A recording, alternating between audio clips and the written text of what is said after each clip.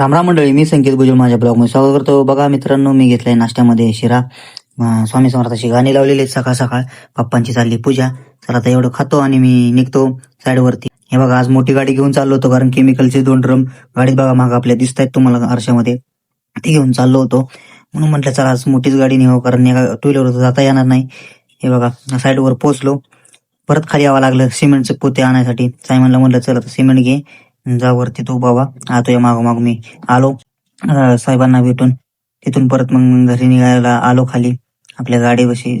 साहेबांशी बोललो आणि थोडासा ब्लॉग पण घेतला. निघालो परत गाडीत बसलो. जाता जाता म्हणलं जरा ब्लॉग घ्यावं असं मस्तीने घेतला.